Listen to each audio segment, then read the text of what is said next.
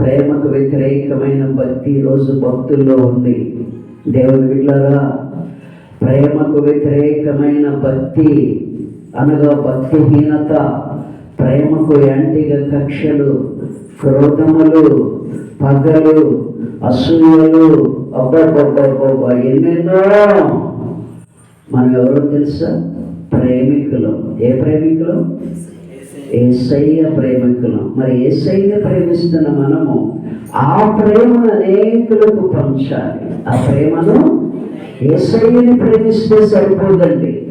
యేసయ్యని నిజంగా నువ్వు ఎలా ప్రేమిస్తున్నావు అదే ప్రేమ నీ పొరుగు వారికి పంచమని చక్కగా బైబిల్ తేటగా సెలవిస్తుంది. హల్లెలూయా, హల్లెలూయా.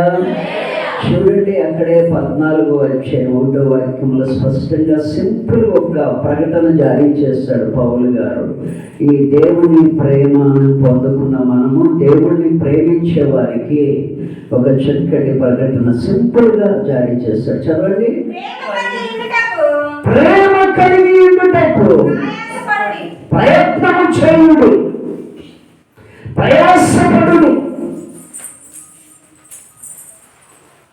రెఫరెన్స్ బైబిల్లో ప్రయత్నం చేయండి. ఎందుకంటే ప్రేమను పంచలేకపోతున్నాం. యేసయ్యని ప్రేమిస్తున్నామండి. నేను కాదన్నాను, ఇక్కడున్న అందరూ యేసయ్యని ప్రేమించేవారు. యేసయ్యని ప్రేమిస్తున్న నీవు నేను ఆ ప్రేమను అనేకులకు పంచమంటున్నారు. దేవునికి మహిమ కలుగును గాక.